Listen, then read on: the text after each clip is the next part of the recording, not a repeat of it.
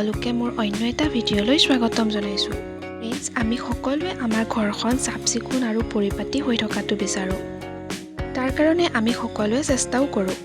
কিন্তু কেতিয়াবা অকণমান এলাহ বা কেতিয়াবা নিজক অকণমান টাইম দিয়াৰ ফলত সকলোবোৰ খেলিমেলি হৈ যায়। এনেকুৱা আমাৰ সকলোৰে হয় নহয় জানো?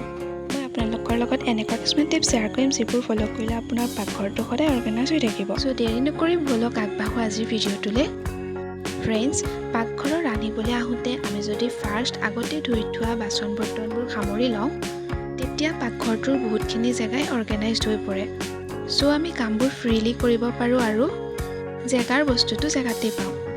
তেতিয়া আমাৰ বহুতখিনি সময় বাচি যায় আৰু কামটো কৰিও ভাল লাগে। বাস্কেটটোৰ পৰা বাচনবোৰ সামৰি থোৱাৰ পাছত সেইটো খালী হ'লে লগতে ধুই পেলাব লাগে। ডেইলি ধুব নোৱাৰিলেও যদি দুদিন গেপ দিও ধোৱা হয় তেতিয়াহ'লেও ই চাফা হৈ থাকে আৰু বেচিন এৰিয়াটো দেখিবলৈ চাফা লাগে।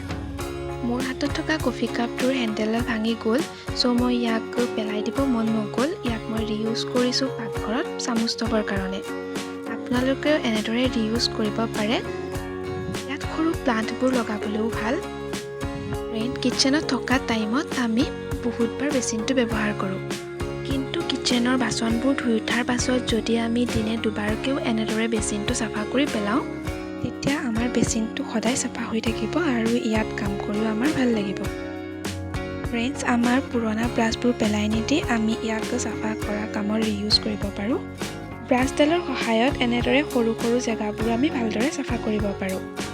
বেচিনটোৰ কাষতে এখন টাৱাল বা এনেকুৱা এখন কাপোৰ মই সদায় ৰাখোঁ, যাতে বেচিনত কাম কৰি উঠাৰ পাছত হাতখন মুচিবৰ কাৰণে সুবিধা হয়।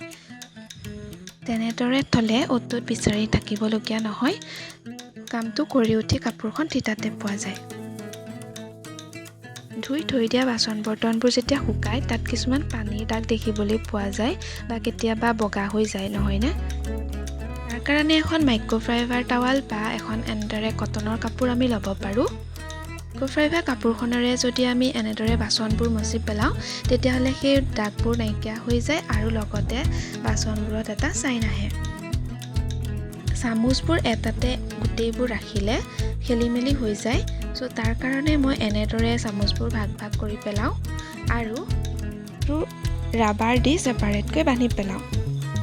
যিকেইখন চামুচ ৰেগুলাৰ প্ৰায় কামতে ইউজ হৈ থাকে সেইকেইখন মই বান্ধা নাই, সেইকেইখন এনেদৰে ৰাখিছোঁ। এনেদৰে থ'লে দেখিবলৈও পৰিপাটি লাগে আৰু নিজৰ সুবিধা অনুসৰি ল'ব পৰা যায়। চ' ফ্ৰেণ্ডছ, আজি টিপছকেইটা কেনেকুৱা পালে জনাব। এনেকুৱা ধৰণৰ হোম ৰিলেটেড ভিডিঅ'বোৰ চাই থাকিবলৈ চেনেলটো ছাবস্ক্ৰাইব কৰি থ'ব। লাইক, কমেণ্ট আৰু শ্বেয়াৰ কৰিবলৈ নাপাহৰিব। মই শিকা কথাবোৰ আপোনালোকৰ লগত শ্বেয়াৰ কৰি যাম।